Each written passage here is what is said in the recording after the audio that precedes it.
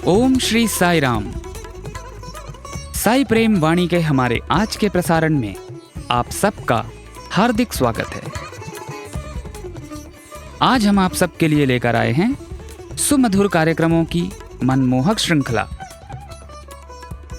आज के प्रसारण में आप प्रेमावतार श्री सत्यसाई कार्यक्रम के अंतर्गत दिव्य जीवनी सत्यम शिवम सुंदरम पुस्तिका में वर्णित भगवान बाबा के अलौकिक जीवन काल के कुछ प्रसंग एवं गान सरिता के तहत सुंदरकांड भावार्थ सहित सुनेंगे।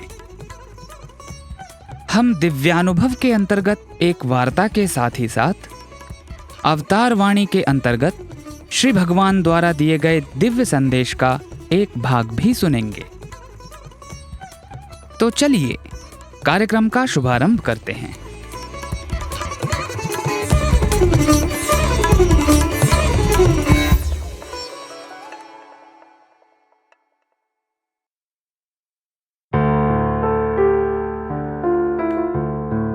अब प्रस्तुत है हमारा कार्यक्रम दिव्यानुभव। आज इसके अंतर्गत हम भगवान बाबा के पूर्व विद्यार्थी श्रीमान जगदीश चंद्र जी द्वारा दिए गए संबोधन का 5वां भाग सुनेंगे।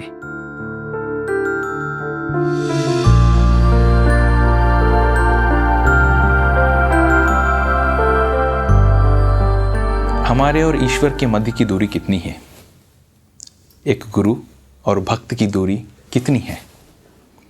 स्वामी बड़ी सुंदरता से उस दृश्य का बखान करते हैं जब द्रौपदी का वस्त्रहरण हो रहा होता है और वो श्री कृष्ण के प्रति प्रार्थना स्वभाव से पुकारती हैं उन्हें।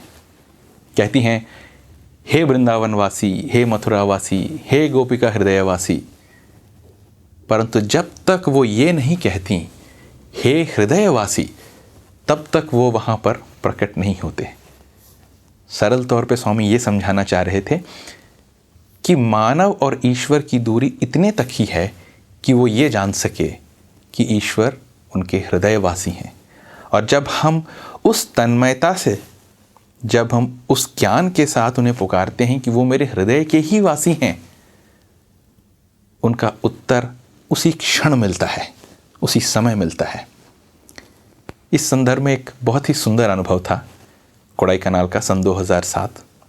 हम में से कुछ छात्रों को लंच के लिए दोपहर के भोजन के समय हमें खाना परोसना था।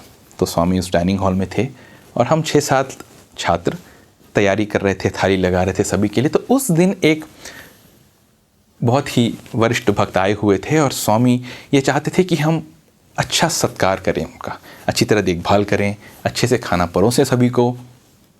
तो स्वामी विशेष रूप से ध्यान दे रहे थे इस बात पर। हम लोगों ने खाना परोसना प्रारंभ किया। स्वामी आए, स्वामी हम सबको देख रहे थे। डाइनिंग हॉल के एक छोर में एक बर्तन रखी हुई थी जो कि मिठाइयों की श्रेणी में रखी हुई थी। यानी खाना खाने के बाद जैसे हम डेजर्ट कहते हैं, मीठा कुछ रखते हैं, और कोई उस थाली की ओर जा नहीं रहा था। तो मुझे ऐसा लगा कि मिठाई तो सबको प्रिय है और स्वामी ये चाहेंगे कि वो अच्छे से परोसा जाए, सभी खाएंगे। तो मैं ये एक अवसर मानते हुए उस बर्तन की ओर लपका, किसी और को वहाँ ना पाते हुए। सोचा कि ये मेरे लिए आशीर्वाद है। बर्तन को देखता हूँ तो उसमें कौन सी मिठाई रखी हुई है? मैसूर पाक। साधारण तौर पर हम वो मैसूर पाक खाते हैं जो कि एकदम नरम होती है, मुंह में रखते ही पिघल जाती है पानी के समान। परंतु ये वो पारंपरिक मैसूर पाक था जो कि थोड़ा कड़ा होता है। उसे हम तोड़ने की चेष्टा करें तो एक की जगह 10 टुकड़े उखड़ते हैं। मेरा हृदय वहीं पे लटक गया। अब मैं सोच रहा था कि अब इसे परोसना तो मुश्किल होगा, क्योंकि हमें हाथ में चिमटा लेकर उसे परोसना है। हाथ से जब हम यथावत पकड़ते हैं तभी उसके टूटने की संभावना होती है। अब चिमटे से पकड़ें और उससे परोसें तो समस्या थोड़ी जटिल थी। और जब मैं उस बर्तन को लेकर वहाँ पर पहुँचा तो उस वरिष्ठ भक्त ने बड़ी सुंदरता से, बड़े विनम्र स्वभाव से हाथ जोड़कर कहा, ओनली हाफ, सिर्फ आधा टुकड़ा दीजिए। और जो मन थोड़ा सा लटका था पूरी तरह लटक गया मेरा। मैं सोचा, स्वामी यहाँ पर अगर मैं कोई गड़बड़ करता हूँ, आप जिस अतिथि सत्कार की अपेक्षा करते हैं, मैं शायद वो नहीं कर पाऊंगा। शायद मैं कोई गलती करूं, शायद कुछ गलत हो जाए। और इस आशंका में मैं स्वामी से प्रार्थना करने लगा, स्वामी अब सिर्फ आप ही बचा सकते हो। उस भाव के साथ फिर भी चिमटे से मैंने वो मैसूर पाक उठाया और उसे तोड़ने ही वाला था कि पीछे से स्वामी ने फिर कहा, ए। और मैं जैसे ही पलटता हूँ स्वामी की तरफ, स्वामी बोलते हैं, पूरा डाल दो उसकी प्लेट पे। अब जैसे ही पूरा डाला, देखिए समस्याओं का निवारण स्वामी कैसे करते हैं। एक तरफ मैं बिल्कुल खुश कि मुझे उस मैसूर पाक के 2000 या 20,000 की जगह कोई टुकड़ा करना नहीं पड़ा, यथावत पूरे मैसूर पाक को मैंने उनकी प्लेट पे डाल दिया। दूसरी तरफ उन भक्त को, वरिष्ठ भक्त को इतना अच्छा लगा कि देखो स्वामी स्वयं कह रहे हैं कि मुझे पूरा मीठा खाने को। कई बार हमें वो संदेह होता है कि हम मीठा अधिक नहीं खाना चाहते या हमारी सेहत के लिए ठीक है कि नहीं, लेकिन जब स्वामी स्वयं कहते हैं कि तुम पूरा खाओ तो उस आनंद की कोई सीमा नहीं है। एक तरफ वो खुश, दूसरी तरफ मेरी समस्याओं का समाधान। परंतु कितनी प्रार्थना की मैंने, बस एक बार मन में सोचा, स्वामी अब आप ही बचा सकते हो। और तुरंत पीछे से उत्तर मिला। तो मानव और ईश्वर की दूरी कितनी है, वो मात्र हृदयवासी है।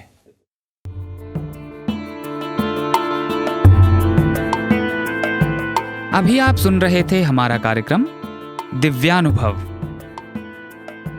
आज इसके अंतर्गत भगवान बाबा के पूर्व विद्यार्थी श्रीमान जगदीश चंद्र जी द्वारा दिए गए उद्बोधन का 5वां भाग प्रस्तुत किया गया था।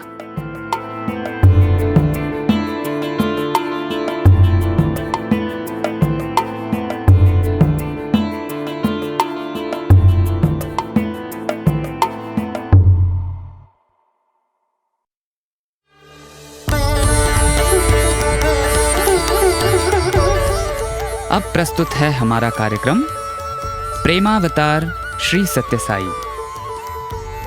आज इसके अंतर्गत हम दिव्य जीवनी सत्यम शिवम सुंदरम भाग 2 पुस्तिका में वर्णित भगवान बाबा के जीवन काल के कुछ प्रसंगों का एक भाग सुनेंगे।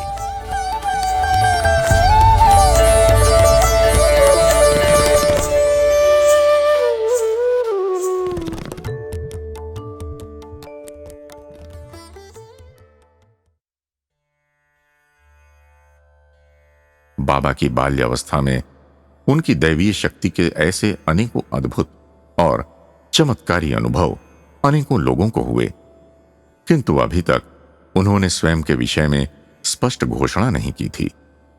इस घोषणा के लिए उन्होंने 20 अक्टूबर सन 1940 का दिन चुना। उस दिन अन्य दिनों की अपेक्षा वे स्कूल से कुछ जल्दी आ गए। घर पहुंचते ही उन्होंने अपनी पुस्तकें दरवाजे पर फेंक दी। भीतर से उनकी भाभी दौड़कर आईं कि क्या बात है। बाबा बोले, अब मेरा आप लोगों से कोई संबंध नहीं है, मैं जा रहा हूं, मुझे कार्य करना है।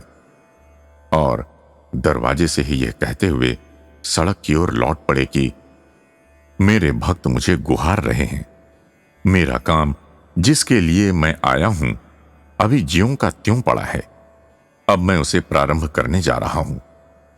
और तेजी से कदम बढ़ाते हुए वे आगे बढ़ गए।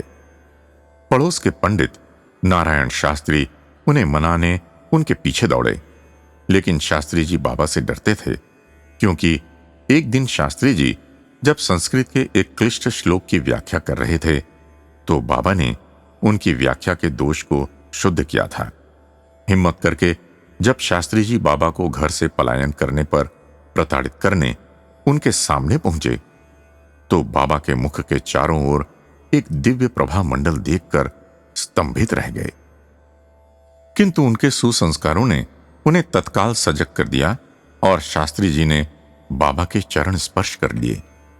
पीछे पीछे बड़े भाई शेषम राजू भी आ गए, किंतु बाबा को लौटा ले जाने के लिए उनके सारे प्रयत्न बेकार गए।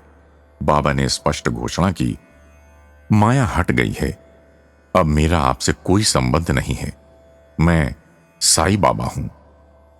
बाबा समीप ही आबकारी निरीक्षक श्री अंजनीयलु के घर के बाहर बगीचे में पहुंचे।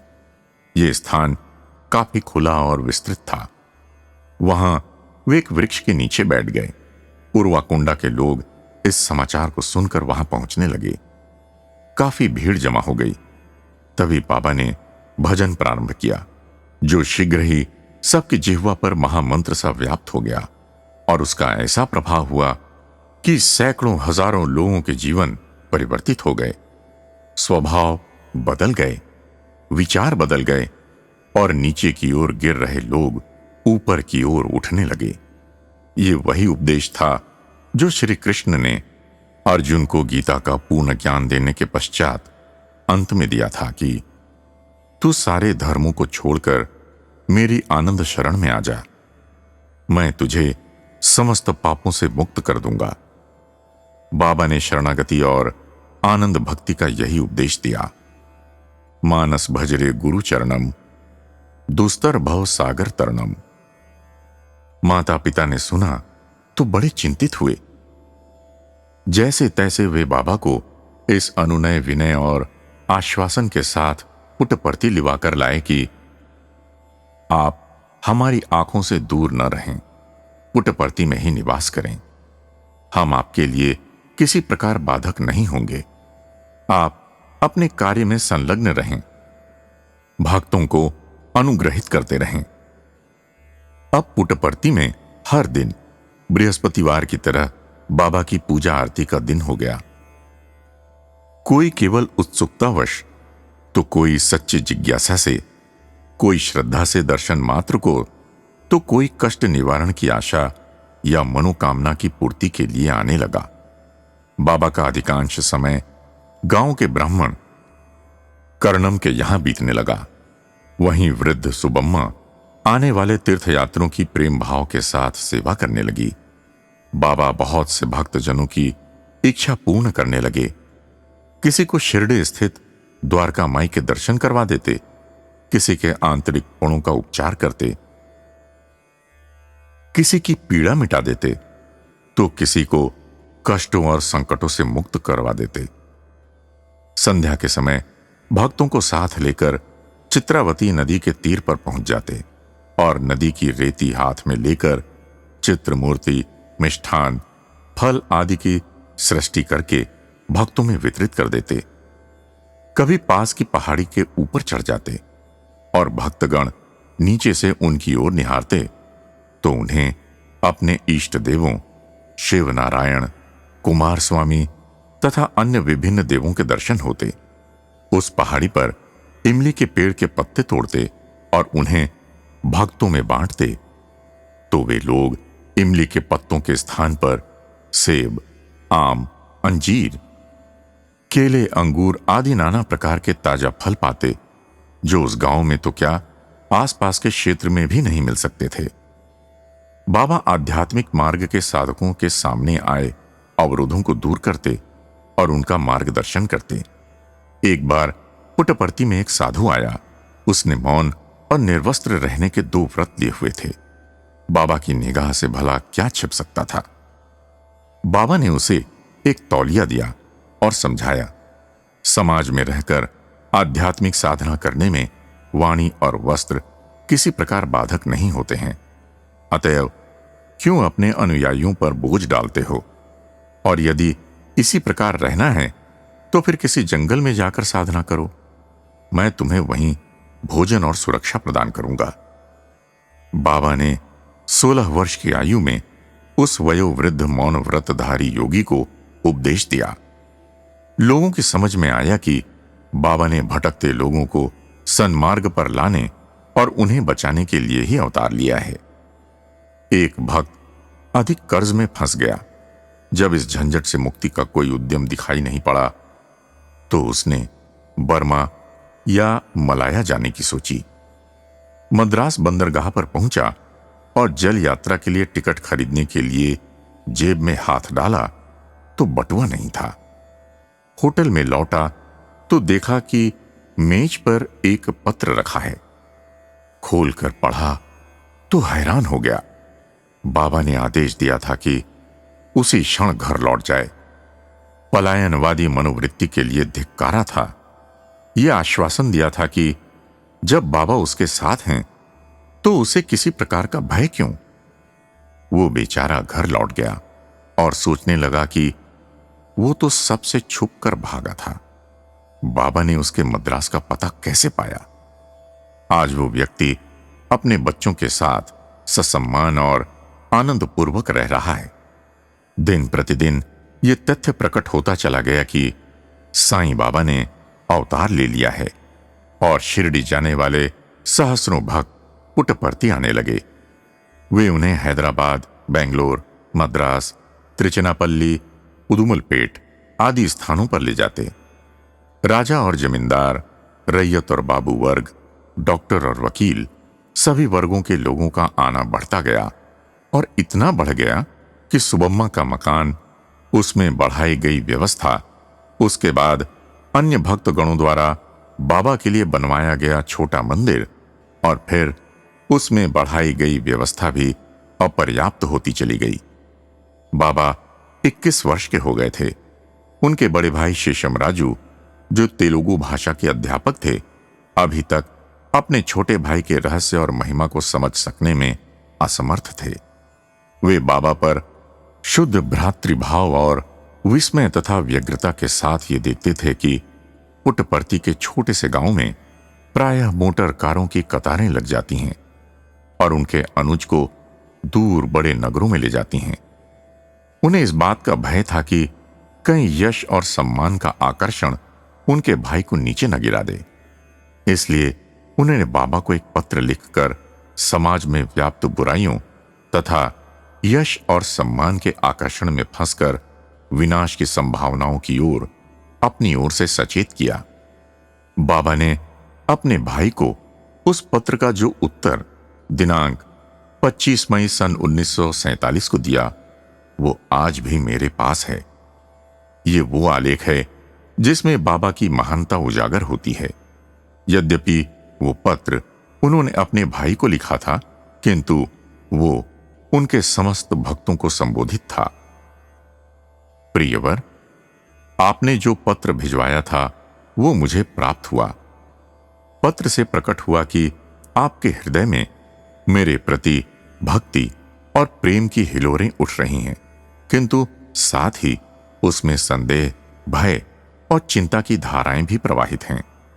मैं आपको ये भली प्रकार बता दूं कि ज्ञानी, योगी, सन्यासी, संत और इसी प्रकार के सच्चे लोगों के हृदय तल तक पहुंचना और उनके स्वभाव और प्रकृति का पता लगा सकना और सही अर्थों में उन्हें समझ सकना असंभव होता है।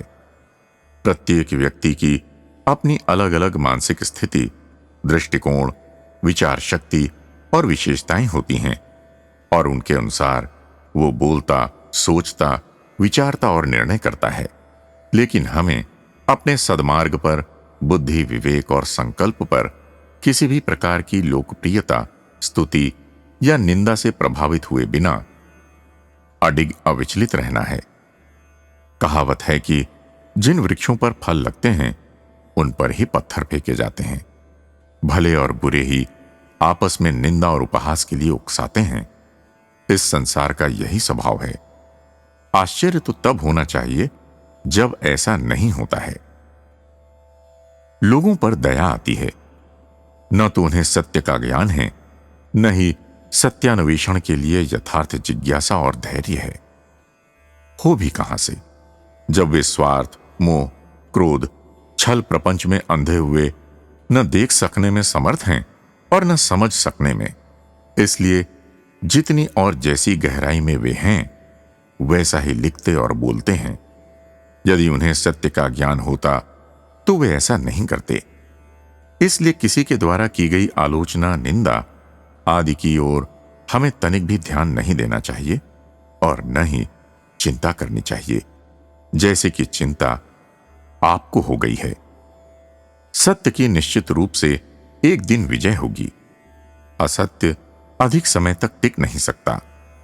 चाहे एक समय ऐसा अवश्य लगे कि असत्य ने सत्य को दबाकर उस पर विजय पाली है, किंतु वो सब अस्थायी होता है और अंत में विजय सदा सत्य की ही होती है।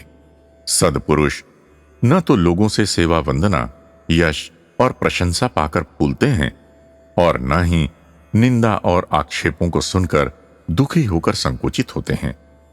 वास्तव में महान पुरुषों के जीवन, रहन सहन और आचार व्यवहार के लिए किसी भी शास्त्र में नियम निर्धारित नहीं किए गए हैं। वे अपना मार्ग स्वयं निर्धारित करते हैं और वही मार्ग दूसरों के लिए आदर्श बन जाता है। महाजनो येन गतः स पंथः। उनकी बुद्धि और विवेक ही उनके कार्यों और गतिविधियों के लिए निर्णायक होते हैं। आत्मतृप्ति और संतोष तथा सर्वजन हिताय सर्वजन सुखाय के लिए कार्यरत ये दो विशेषताएं ही होती हैं उनकी। वे भक्तों के योगक्षेम का वहन करने और उनके कार्यों का फल उन्हें देने में ही लगे रहते हैं। जब तक मैं इन दोनों कार्यों में लगा हुआ हूं, आप क्यों व्यर्थ इन उलझनों और चिंताओं में पड़ते हैं? लोगों की निंदा और स्तुति तो केवल भौतिक सीमाओं तक ही सीमित रहती हैं। परम सत्य आत्मा तो कभी किसी से प्रभावित नहीं होती है। मेरा कार्य है मानव मात्र का कल्याण और उनके जीवन में पूर्ण आनंद का संचार करना। मेरा प्रण है भूले भटकों को सन्मार्ग पर लाना और उन्हें जीवन के परम लक्ष्य की ओर अग्रसर करना। दीन दुखियों के संकट के निवारण और उनके अभावों की पूर्ति करने के जिस कार्य में मैं लगा हुआ हूं, वो मुझे अति प्रिय है। जो मेरा अनन्य भाव से चिंतन, भजन और पूजन करते हैं, मैं उनकी रक्षा करता हूं। इसका मुझे गर्व है। भक्ति की मेरी अपनी परिभाषा है। मैं चाहता हूं कि जो मेरे भक्त हैं, उन्हें सुख और दुख, लाभ और हानि समान समझने चाहिए। पूर्ण अभय के साथ सभी परिस्थितियों में समान और अडिग विश्वास के साथ रहना चाहिए। इस प्रकार जो मेरे आश्रित रहते हैं, उन्हें मैं कभी नहीं त्याग सकता। मैं इस प्रकार जब अपने कार्य में लगा हूं, तो मेरा नाम कभी कैसे बदनाम हो सकता है, जिसके संबंध में आपने चिंता व्यक्त की है। मेरा तो आपसे यही कहना है कि आप इन सब व्यर्थ की बातों की ओर तनिक भी ध्यान न दें। सच्चे महान पुरुष किसी के पुकारने से महान या किसी के द्वारा बुराई और निंदा करने से अधम नहीं हो जाते। निंदा और स्तुति का प्रभाव तो उन ढोंगियों पर पड़ता है जो मादक द्रव्यों, अफीम, चरस और गांजा आदि का सेवन करते हैं और योगी होने का दम भरते हैं, या अपने पांडित्य का प्रदर्शन करने के लिए शास्त्रों के उदाहरण देने या पुस्तकों की तोता रट सुनाते रहते हैं, अथवा वे लोग जो शुष्क शास्त्री बने अपने तर्क कौशल के आधार पर अपनी श्रेष्ठता का दावा करते हैं। आपने अनेकों संत महात्माओं और दिव्य पुरुषों के जीवन चरित्र पढ़े होंगे और उनमें पाया होगा कि उन पर कितने मिथ्या और दूषित आरोप लगाए गए और संताप दिए गए। ऐसा तो सदा से और सभी देशों में महात्माओं के साथ होता आया है। फिर आप क्यों दुखित होते हैं? चांद और तारों की ओर मुंह करके भौंकने वाले कुत्तों को क्या कभी आपने नहीं देखा है? वे कितने समय तक ऐसा कर पाते हैं? अंत में तो सत्य की ही विजय होती है और उसमें भी अधिक समय नहीं लगता। मैं न तो अपने उद्देश्य को त्याग सकता हूं और न ही अपने संकल्प से दूर हो सकता हूं। मैं उन्हें पूरा करूंगा ही। मेरे लिए यश, अपयश तथा मान और अपमान सब एक समान हैं। उनसे मैं किसी प्रकार प्रभावित नहीं होता। आंतरिक दृष्टि से मैं उनसे परे हूं, निर्लिप्त हूं। मैं कार्य करता हूं, ये बाह्य रूप है। मैं बात करता हूं, चलता फिरता हूं तो केवल संसार के प्राणियों के लिए, उन्हें यह बताने के लिए कि मैं उनके बीच में हूं। अन्यथा वास्तविक रूप में तो मैं इनमें किसी भी प्रकार लिप्त नहीं हूं। मैं न तो किसी स्थान विशेष से आबद्ध हूं और न ही किसी नाम विशेष से मेरे लिए कोई तेरा मेरा है। कोई किसी भी नाम से पुकारे, मैं उसका उत्तर देता हूं। मेरे भक्त जहां मुझे ले जाते हैं, मैं चला जाता हूं। यह मेरा प्रथम व्रत है। मैंने अभी तक इसे किसी पर प्रकट नहीं किया है। मेरे लिए संसार अलग है, दूर ही है। मैं केवल मानव कल्याण के लिए कार्य करता हूं और चलता फिरता हूं। कोई मेरी महिमा, मेरे गौरव की थाह नहीं पा सकता। मुझे पूर्ण रूप से समझ नहीं सकता, चाहे वो कोई भी क्यों ना हो। और कैसा भी साधन अपनाएं या समय लगाएं, आने वाले समय में आप स्वयं ही मेरी पूर्ण महिमा देख सकेंगे। भक्तों को धैर्य रखना चाहिए, उनमें सहिष्णुता होनी चाहिए। मेरा इस बात से कोई संबंध नहीं है और न कोई इच्छा है कि इन तथ्यों को प्रकट किया जाए। मुझे ये पत्र लिखने की भी कोई आवश्यकता नहीं थी, किंतु ये केवल इसलिए लिखा है कि यदि आपके पत्र का उत्तर नहीं देता तो आपको अधिक दुख होता। बाबा के आशीर्वाद। ये पत्र कितना महान है। महाकाव्य सा रहस्यों के आवरण को हटाता हुआ मानव स्वरूप में भगवान की तत्क्षण झलक दिखाने वाला एक महान पत्र।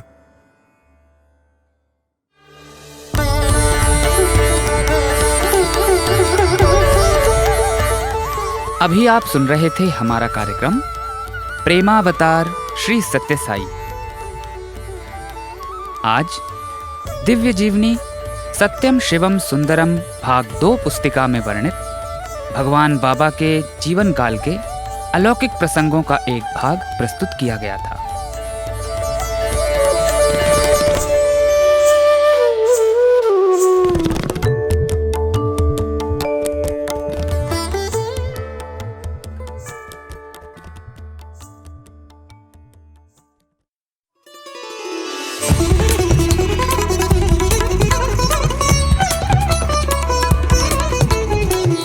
साई प्रेम वाणी, भगवान श्री सत्य साई बाबा का दिव्य संदेश, अब हिंदी में।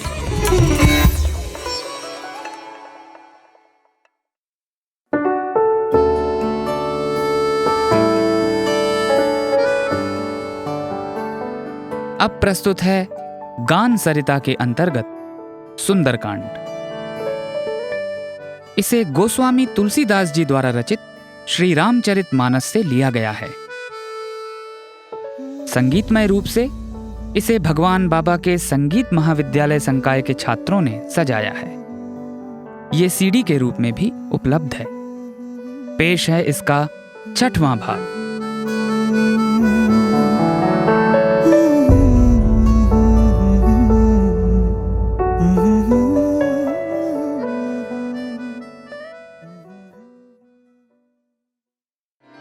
उन्होंने कहा, श्री रामचंद्र जी का संदेश है कि हे सीते, तुम्हारे वियोग में मेरे लिए सभी पदार्थ प्रतिकूल हो गए हैं। वृक्षों के नए नए पत्ते मानो अग्नि के समान, रात्रि काल रात्रि के समान, चंद्रमा सूर्य के समान और कमलों के पंखुड़ियां भालुओं के वन समूह की भांति एवं मेघ मानो खौलते हुए तेल की ही वृष्टि करते प्रतीत होते हैं। जो कभी हितकर थे उनसे ही अब पीड़ा पहुंचने लगी है। शीतल समीर भी जैसे सर्प की जहरीली निश्वास के समान लगती है। मन का दुख कह देने से कदाचित कम हो जाता है, परंतु मैं कहूं भी तो किससे, ये कोई नहीं समझता। प्रिय, जो प्रेम मेरे और तुम्हारे बीच है, उस प्रेम तत्व को तो केवल एक मेरा मन ही जानता है, और वो मन सदा तुम्हारे पास ही रहता है। आगे और क्या कहूं। प्रभु का संदेश सुनते ही सीता जी प्रेम में ऐसी मग्न हो गईं कि उन्हें अपने शरीर की सुधि भी नहीं रह गई। तब हनुमान जी ने कहा, माता, हृदय में धैर्य रखिए और प्रभु श्री राम का स्मरण कीजिए। अपने सेवकों को सदा सुख देने वाले प्रभु की प्रभुता का ध्यान कीजिए। मेरी बात मानिए और इस तरह अपना दिल छोटा ना कीजिए। इन निशाचरों के समूह तो पतंगों के समान हैं। हे माता, इन्हें आप जला हुआ ही समझिए और अपने हृदय को धीरज बंधाइए। जो रघुबीर होते सुधि पाई, करते नहीं विलंब रघुराई। राम बान रवि हुए जानकी, तब बरूथ कहाँ जातु धान की। अब ही मातु मैं जाऊं लवाई, प्रभु आय सुनहि राम दुहाई। कछुक दिवस जननी धरु धीरा, कपिन्ह सहित ऐहि रघुबीरा, निशिचर मारि तो ही ले जय हहि, तिहु पुर नारदादि जसु गए हहि, है सुत कपि सब तुम ही समाना, जातु धान अति भट बलवाना, मोरे हृदय परम संदेहा, सुनि कपि प्रगट कीन्हि निज देहा, कनक भूधरा कार शरीरा, समर भयंकर अति बलबीरा, सीता मन भरोस तब भयउ, पुनि लघु रूप पवन सुत लयउ, सुनु माता शाखा मृग, नहीं बल बुद्धि विशाल, प्रभु प्रताप ते गरुड़हि खाई, परम लघु ब्याल। श्री रामचंद्र जी को यदि सूचना मिल गई होती तो इतना विलंब नहीं होता। हे मां जानकी, राम बाण रूपी सूर्य के उदित होने के पश्चात दानव सेना रूपी अंधकार क्या भला रह सकता है? मां, प्रभु ने मुझे ऐसी आज्ञा नहीं दी है, अन्यथा श्री राम जी की शपथ मैं अभी ही आपको यहां से लेकर जा सकता हूं। कुछ दिन और धीरज रख लीजिए माते। श्री रामचंद्र जी वानरों समेत यहां आएंगे और निशाचरों का संहार करके आपको ले जाएंगे। नारद जी सहित सभी ऋषिगण तीनों लोकों में आपका यशगान करेंगे। इस पर सीता जी ने कहा, किंतु पुत्र, तनिक संशय तो मुझे अभी भी है कि वानर तो सभी तुम्हारी तरह ही होंगे, जबकि ये दानव अत्यंत बलशाली और बड़े ही भयंकर हैं। ये सुनकर कपिराज ने अपना वास्तविक रूप दिखाया। स्वर्ण के पर्वत के समान विशाल देह एवं वे इतने बलवान योद्धा के समान दिखाई दे रहे थे कि उन्हें देखकर युद्ध में शत्रु को पसीना ही आ जाए। तब सीता जी आश्वस्त हो गईं।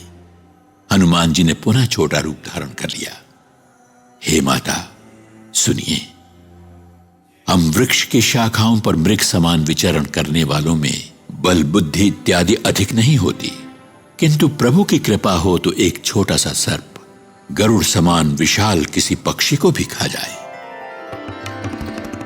मन संतोष सुनत कपि बानी, भगति प्रताप तेज बलसानी, आशीष दीन्हि राम प्रिय जाना, होहु तात बलशील निधाना, अजर अमर गुण निधि सुत होहु, करहु बहुत रघुनायक छोहु, करहु कृपा प्रभु अस सुनिकाना, निर्भर प्रेम मगन हनुमाना, बार बार नाए सिपद सीसा, बोला बचन जोरी कर कीसा, अब कृत कृत्य भयउ मैं माता, आशीष तव मोघ बेख्याता, सुनहु मातु मोहि अतिशय भूखा, लागी देखि सुंदर फल रूखा, सुनु सुत करहि विपिन रखवारी, परम सुभट रजनीचर भारी, तिन्ह कर भय माता मोहि नाहि, जो तुम सुख मानहु मन माहि। देखी बुद्धि बल निपुण कपि, कहेउ जानकी जाहु, रघुपति चरण हृदयं धरि तात मधुर फल खाऊं। हनुमान जी की भक्ति, प्रताप, तेज एवं बल से सनी वाणी सुनकर सीता जी संतुष्ट हो गईं। उन्हें श्री राम जी का प्रिय जानकर उन्होंने आशीर्वाद देते हुए कहा, पुत्र, तुम बल और शील निधान हो, तुम अजर अमर एवं समस्त गुणों का भंडार हो। प्रभु श्री राम तुम पर ऐसी कृपा करें। प्रभु कृपा करें, ऐसा सुनते ही हनुमान जी प्रेम में मग्न हो गए। उन्होंने बारंबार सीता जी के चरणों में शीश नवाया और हाथ जोड़कर कहा, मैं कृतार्थ हो गया माते। सभी जानते हैं कि आपका आशीर्वाद कभी मिथ्या नहीं हो सकता।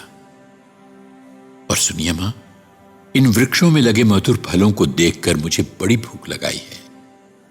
सीता जी ने कहा, पुत्र, जानते भी हो कितने भयंकर एवं बलशाली दानव योद्धा इनकी रखवाली करते हैं।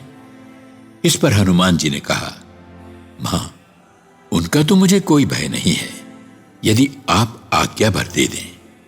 सीता जी ने बल बुद्धि में कपिराज को निपुण देखकर कहा, जाओ पुत्र, श्री रघुनाथ जी के चरण कमलों का स्मरण कर मीठे फल खाओ। चले नाई सिरु पैठे बागा, फल खाए सितरु तोरे लागा। रहे तहाँ बहु भट रखवारे, कछु मारे सि कछु जाय पुकारे। नाथ एक आवा कपि भारी, तेहि अशोक बाटिका उजारी। खाए सि फल अरु बिटप उपारे, रक्षक मर्दि मर्दि महि डारे। सुनि रावण पठए भटनाना, तिन्हि देखी गरजेउ हनुमाना। सब रजनीचर कपि संघारे, गए पुकारत कछु अधमारे। पुनि पठयउ तेहि अच्छ कुमारा, चला संग ले सुभट पारा। आवत देखि बिटप गहि तलजा, ताहि निपाति महाधुनि गर्जा। कछु मारसि कछु मलतेसि, कछु मिलिए सिधरी धूरी।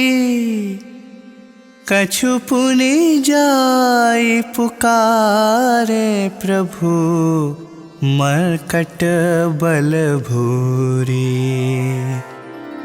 सीता जी को प्रणाम कर हनुमान जी जाकर उद्यान में प्रविष्ट हुए। वे फल खाकर वृक्षों को उखाड़ उखाड़ कर फेंकने लगे। बहुत सारे योद्धा जो उद्यान की रखवाली कर रहे थे, कपिराज ने यमलोक पहुंचा दिए। कुछ जो भाग खड़े हुए, उन्होंने जाकर रावण से गुहार लगाई, हे नाथ, कहीं से एक बड़ा भयंकर वानर आ गया है। उसने पूरी अशोक वाटिका उजाड़ दी है, फल खाकर वृक्षों को उखाड़ डाला और रक्षकों को भी मसल कर फेंक दिया। यह सुनकर रावण ने हर प्रकार के सैनिक योद्धा वहां भेजे। उन्हें देखकर हनुमान जी गरज उठे।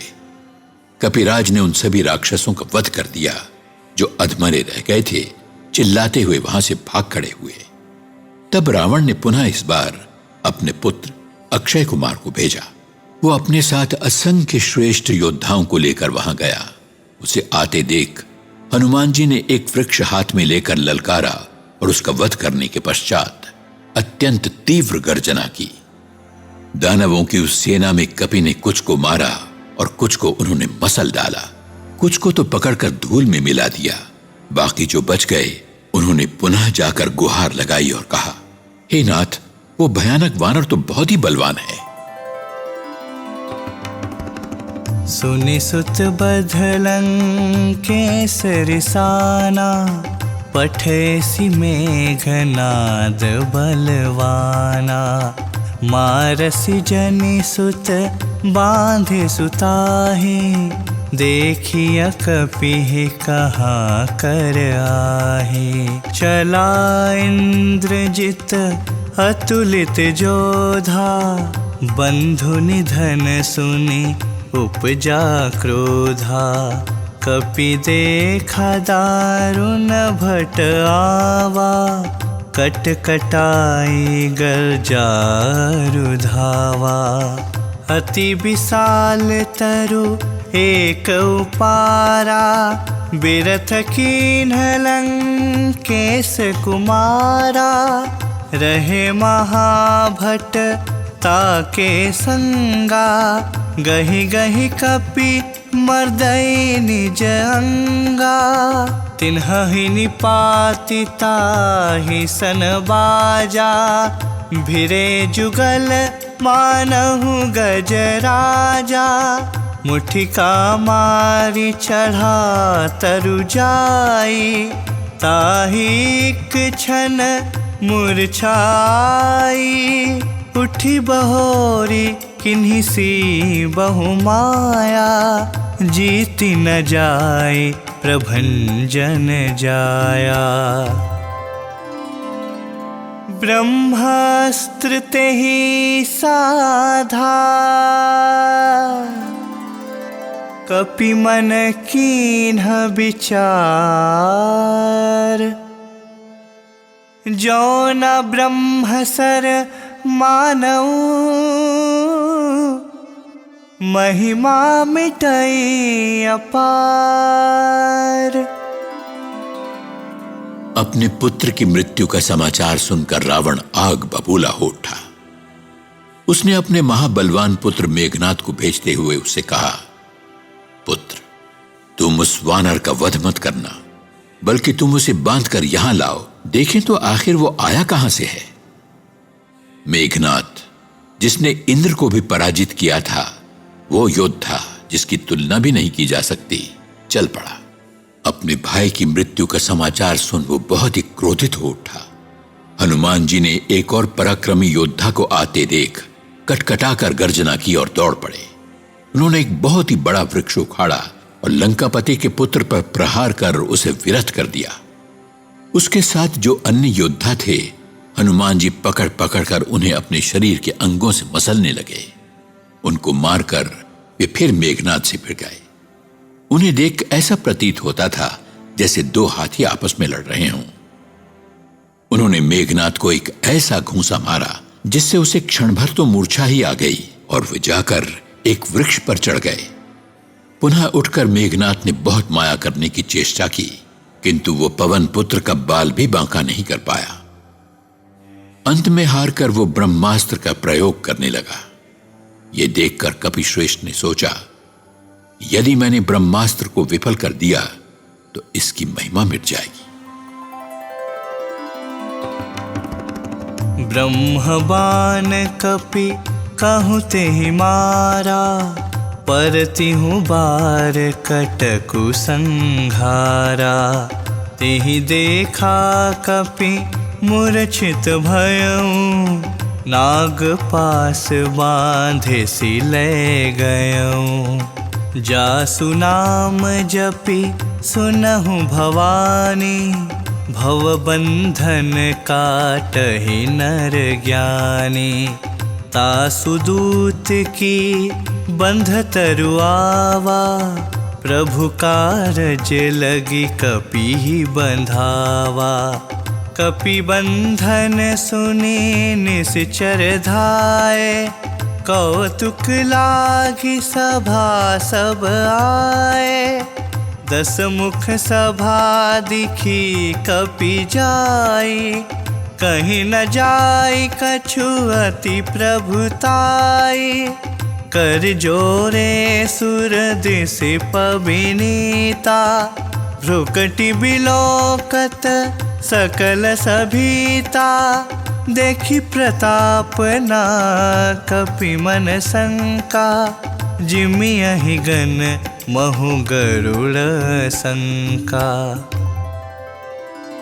कपिः बिलोकी दसानना, बिहसा कहीं दुर्बाद। सुत बध सुरती कीन्ही पुनि, उपजा हृदयं विषाद। उसने कपिराज पर ब्रह्मास्त्र से प्रहार किया, जिसके आघात से वे वृक्ष से नीचे गिर पड़े, किंतु गिरते समय भी उन्होंने बहुत सारी सेना मार डाली। जब उसने देखा कि कपिराज मूर्छित हो गए हैं, तब वो नागपाश से बांधकर उन्हें ले गया। भगवान शंकर पार्वती जी से कहते हैं कि हे भवानी, सुनो, जिसके नाम मात्र का जाप करने से लोगों के भव बंधन कट जाते हैं, तब क्या कोई बंधन भला उनके दूत को बांध सकता है? उन्होंने तो प्रभु के कार्य के लिए ही अपने को बंधन में बंधवा लिया। वानर के बांधे जाने की सूचना पाकर कौतूहलवश सभी निशाचर सभागार में पहुंचे। वहां पहुंचकर हनुमान जी ने रावण की सभा में एक दृष्टि डाली। उसके ऐश्वर्य का वर्णन करना ही कठिन है। देवता, दिक्पाल इत्यादि सभी लोग भयभीत हो खड़े खड़े विनम्रता से हाथ जोड़कर रावण की बहुत आग रहे हैं। रावण का ऐसा प्रताप देखकर भी कपि श्रेष्ठ को लेश मात्र भी भय नहीं हुआ। वे ऐसे निशंक खड़े रहे जैसे सर्पों के समूह में मानो साक्षात गरुड़ जी निर्भय खड़े हों। कपि श्रेष्ठ को देखकर रावण अपशब्द कहते हुए खूब हंसा, किंतु पुत्र के निधन का स्मरण आते ही पुनः शोक संतप्त हो गया।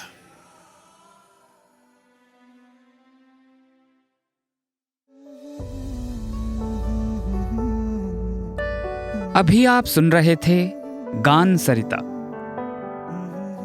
आज इसके अंतर्गत हमने श्री रामचरितमानस के सुंदरकांड का 6वां भाग सुना।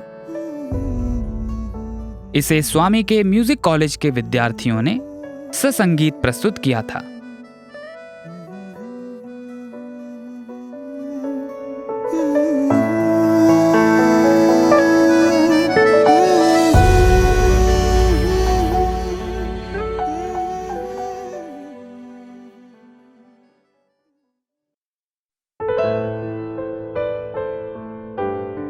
अब प्रस्तुत है हमारा कार्यक्रम अवतार वाणी। भगवान बाबा द्वारा 20 अगस्त सन 1984 को श्रीमद् भगवद गीता पर दिए गए दिव्य संभाषण का एक भाग आज हम प्रस्तुत करने जा रहे हैं।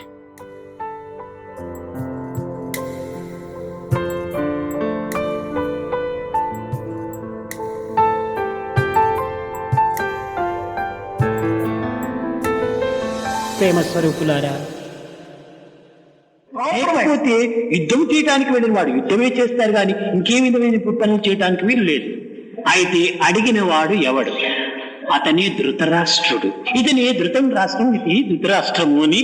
ధృతరాష్ట్రుడు అనగా ఎవరంటే తనది కానటువంటి దానిని తనదిగా భావించుకునేవాడు ధృతరాష్ట్రుడు. युद्ध करने के लिए जो गए हैं उनके युद्ध के अलावा और कुछ करने की संभावना ही नहीं है। प्रश्न किसने किया? वही धृतराष्ट्र थे। अर्थात धृतम इति राष्ट्रम धृतराष्ट्रम, अर्थात जो अपना नहीं है उसे अपना मानने वाला ही धृतराष्ट्र है। దేహము తాను కాదు, తాను కానటువంటి దేహము తాను అని భావిస్తున్నాడు. ఇంద్రియములు తాను కాదు, తాను కాని ఇంద్రియములు తాను అని గర్విస్తున్నాడు. అనగా తనది కానటువంటి రాజ్యమును తనదిగా భావించుకునేటువంటి వాడు ధృతరాష్ట్రుడు. కనుక ఎవరు ధృతరాష్ట్రుడు అనగా అందరూ ధృతరాష్ట్రులే. తనది కాని దేహాన్ని తనదిగా భావించుకుంటున్నారు, తనది కాని ఇంద్రియాన్ని తనదిగా భావించుకుంటున్నారు. वह देह नहीं है, परंतु देह न होते हुए भी स्वयं को देह मान रहा है। वह इंद्रिय नहीं है, जो इंद्रिय नहीं है फिर भी स्वयं को इंद्रिय मानकर घमंड कर रहा है। राज्य जो अपना नहीं है, परंतु उस राज्य को अपना मानने वाला ही धृतराष्ट्र है। अतः कौन धृतराष्ट्र है? सभी लोग धृतराष्ट्र हैं, जो स्वयं देह नहीं हैं लेकिन स्वयं को देह मान रहे हैं, जो स्वयं इंद्रिय नहीं हैं लेकिन स्वयं को इंद्रिय मान रहे हैं। దాని నిమిత్తమై అనేక విధమైనటువంటి సోహమోహములకు గురి అవుతున్నారు. కనుక ప్రతి ఒక్కరు కూడా ధృతరాష్ట్రుడి, ఆ ధృతరాష్ట్రుడు అనేటువంటి అంతర్ధృతరాష్ట్రునికి ఆధారం చేసుకొని ఈ హృదయ క్షేత్రమునందు ఈ మంచి చెడ్డల యొక్క సంబంధమైనటువంటి ఒక యుద్ధములే ఇదే మహాభారత యుద్ధముగా భావించుకుంటూ వచ్చారు. కనుక ఇక్కడ విన్నటువంటి వాడెవడు? అర్జునుడు. इसके कारण अनेक प्रकार से शोक और मोह से त्रस्त हो रहे हैं। अतः प्रत्येक व्यक्ति धृतराष्ट्र ही है।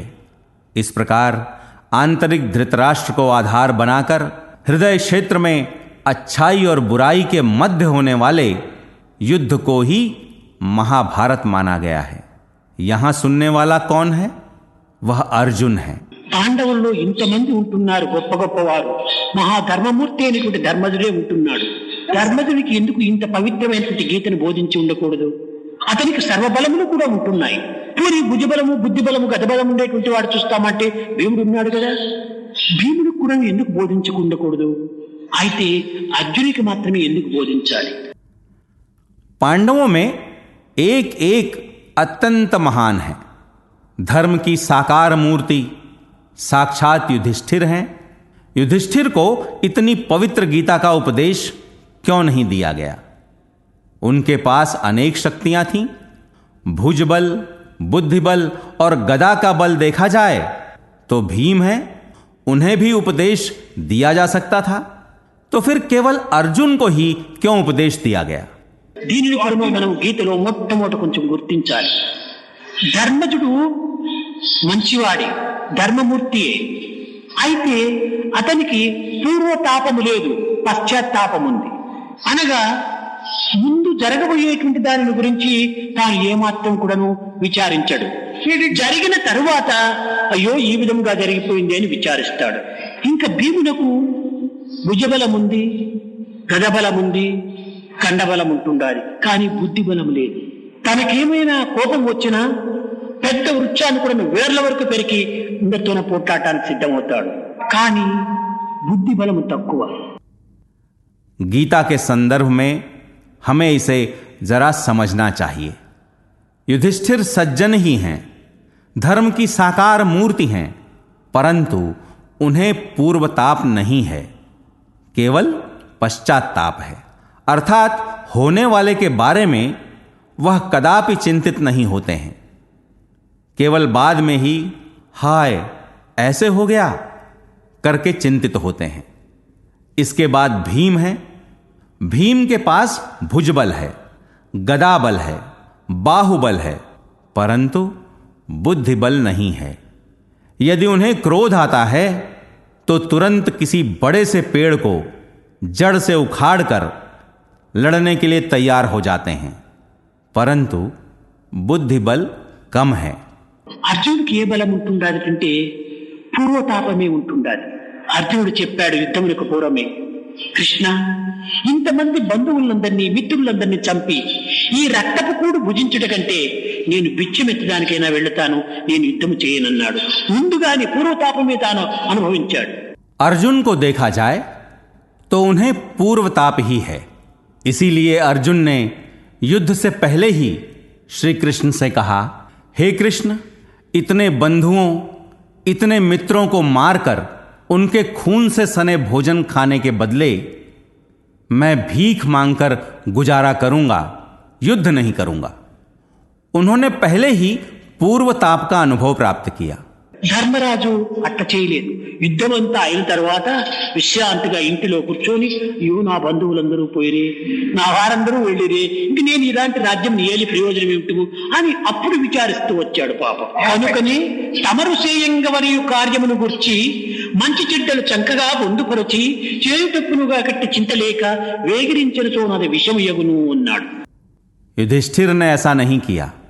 युद्ध के समाप्त हो जाने के बाद आराम से घर में बैठकर हाय मेरे सभी बंधु चले गए, मेरे अपने सारे गुजर गए, अब ऐसे राज्य पर शासन करने में प्रयोजन ही क्या है, इस प्रकार बेचारे चिंतित होते आए।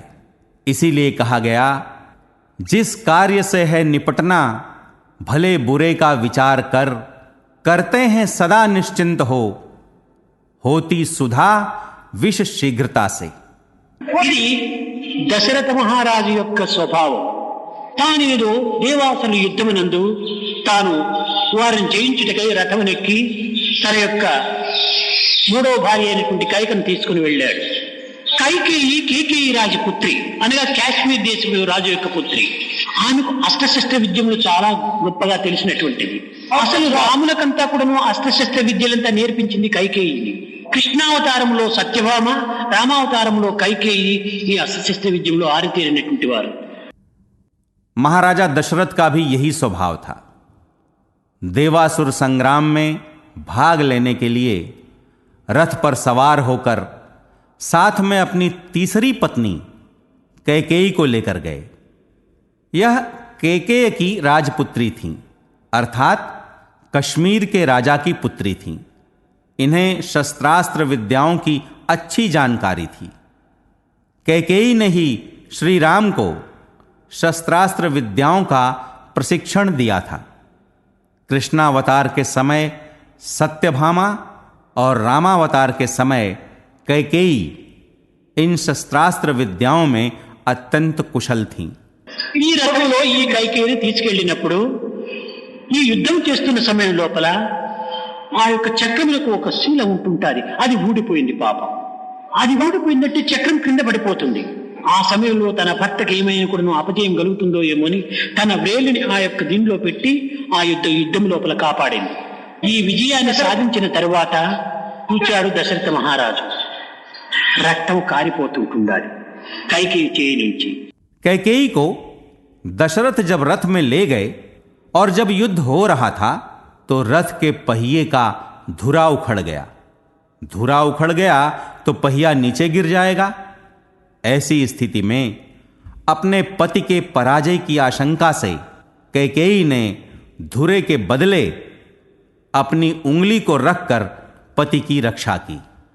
युद्ध में विजयी होने के बाद दशरथ ने देखा तो कैकेयी के हाथ से खून बह रहा था। ఈ దృశ్యమును చూచి కైక, నీ వల్ల నేను విజయం సాధించగలిగాను కనుక నీవు ఏదైనా 2 వరములు కోరుకో, నేను ఇస్తాను అన్నాడు. అనగా ఆ సమయము చెప్పలేదు, ఆ కోరికలు చెప్పలేదు. నీకు ఇష్టం వచ్చిన సమయంలో ఇష్టం వచ్చిన కోరికను కోరుకోమని 2 ఆమెకి అప్పచెప్పాడు. ఒక కాలమైనా నిర్ణయం చేయాలి, కోరికలైనా నిర్ణయం చేయాలి. दशरथ ने जब यह देखा तो कहा, कैका, मैं तुम्हारे कारण विजयी हुआ हूं, इसलिए मैं तुम्हें 2 वर देता हूं। उन्होंने न समय ही निर्धारित किया न वर के बारे में कुछ कहा। अपनी इच्छा के अनुसार इच्छित समय में वर मांगने का अवसर उन्हें ही दे दिया। कम से कम समय को निश्चित करना चाहिए था अथवा वर को। కనుకనే ముందు వెనుక యోచించకుండా వరం ఇచ్చేసేసినాడు. ఆమెకు ఇష్టం వచ్చిన సమయంలో ఇష్టం వచ్చిన కోరికలే కోరుకుంది. అప్పుడు ఎవరు తప్పు? కైక తప్ప, దశరథుని తప్ప? దశరథుని తప్పు. కనుకనే వేగిరించిన చోనది విషము యగును అన్నాడు. తొందరపట్టము కొన్ని విషయం లోపల చాలా ప్రమాదం అవుతుంది. आगे पीछे विचारे बिना ही वर दे दिया। इसलिए कैकेयी ने अपने इच्छित समय पर इच्छित वर मांगे। भूल किसकी थी, कैकेयी की या दशरथ की? भूल दशरथ की ही थी। जैसे कि कहा गया है, होती सुधा विष शीघ्रता से। जल्दबाजी करने पर कुछ विषयों में खतरा होता है। అదే విధముగానే ఇక్కడ అర్జునుడు యందు ఉండినటువంటి యొక్క ప్రభావం చేత, ప్రేమ చేత అర్జును యొక్క తత్వాన్ని కూడాను ముందు వెనుక యోచించకుండా కృష్ణుడు ఏమాత్రము పని చేయలేదు. కనుక అర్జును యొక్క ముందు వెనుకలు యోచించి తదుపరి ఈ విధంగా తాను యుద్ధములకు సిద్ధమయ్యాడు అర్జునుడు. ముందు వెనుక యోచించి, అనగా యుద్ధము లోపల ఎంతమంది బంధుమిత్రులు పోతారో ఇదంతా జరిగిన తర్వాత నేను ఎవరి కోసం యుద్ధం చేయాలి, ప్రజలే లేనప్పుడు నా యొక్క రాజ్యం ఏమిటి అని ఈ విధంగా కూడా ముందు రాబోయేటువంటి విషయాన్ని యోచిస్తూ వచ్చాడు. కనుక పశ్చాత్తాపం కాకుండా పూర్వతాపంతో నిండినటువంటి వాడు అర్జునుడు. इसी प्रकार अर्जुन के प्रति निहित प्रेम के कारण श्री कृष्ण ने बिना सोचे विचारे कुछ भी नहीं किया। अर्जुन भी अच्छी तरह से सोच विचार कर ही युद्ध के लिए तैयार हुए। घटने वाले विषयों के बारे में उन्होंने पहले ही विचारा कि युद्ध में कितने सारे बंधु और मित्र मारे जाएंगे। यह सब कुछ हो जाने के बाद मुझे किसके लिए युद्ध करना है? जब जनता ही नहीं होगी तो फिर राज्य कैसा? अतः अर्जुन पश्चाताप से नहीं, प्रत्युत पूर्वताप से भरे हुए व्यक्ति हैं। ఈ పూర్వతాపం ఎలాంటి వారికి వస్తుందంటే పరిశుద్ధ హృదయం కలిగినటువంటి వారికే వస్తుంది. అందువలనే అర్జున అనగానే పవిత్రము, ఒక పరిశుద్ధము అనేటువంటి హృదయం కలవాడు అని అర్థం. శ్రీశైలము అనేటువంటిది ఇక్కడ దగ్గరగా ఉంటుండాలి. అక్కడ కూడాను మల్లికార్జున భ్రమరాంబ అని ఉంటుండాలి. ఈ మల్లికార్జున భ్రమరాంబ అంటే ఏమి వీరి అర్థం ఉంటుంది? పార్వతీ పరమేశ్వరులు అని చెప్తుంటారు.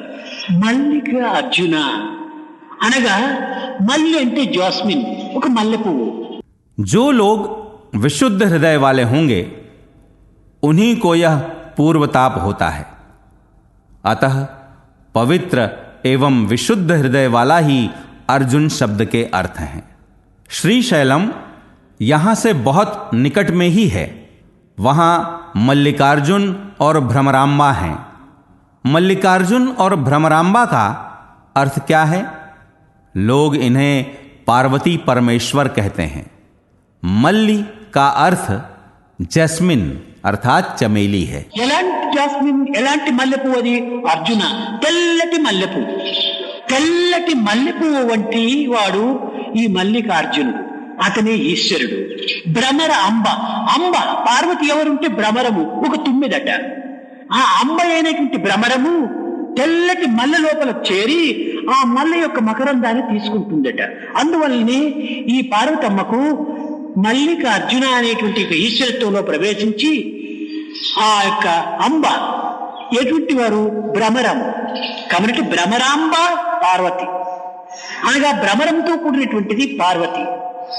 తెల్లటి రంగుతో కూడినటువంటి మల్లె పువ్వులో ఉండినటువంటి మకరందము ఈశ్వరుడు.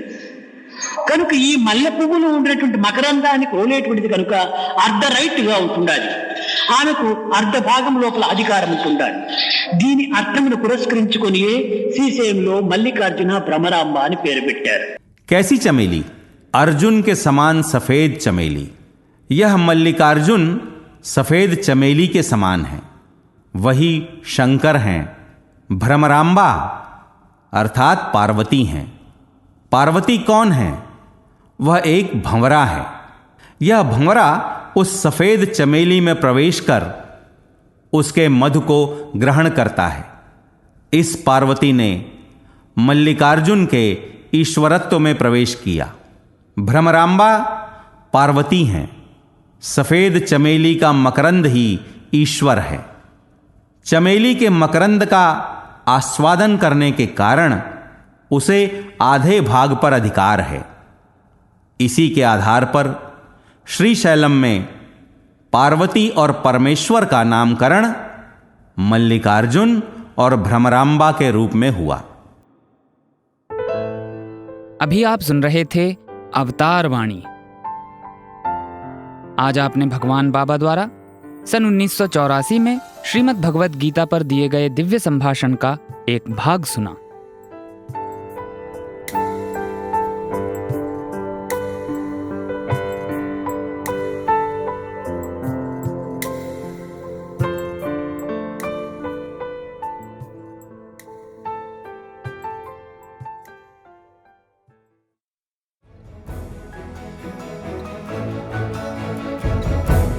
इसी के साथ हमारे साई प्रेमवाणी कार्यक्रम का समापन होता है।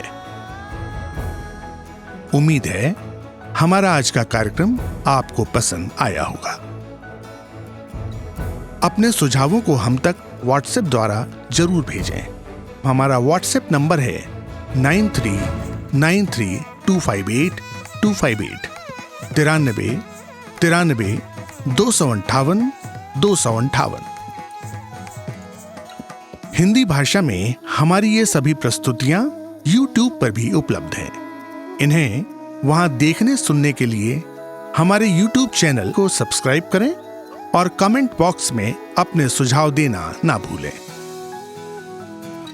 हमारी वेबसाइट पर हमारे कार्यक्रमों को अपनी इच्छानुसार सुनने के लिए आप radiosai.org/hindi पर इनको डाउनलोड भी कर सकते हैं।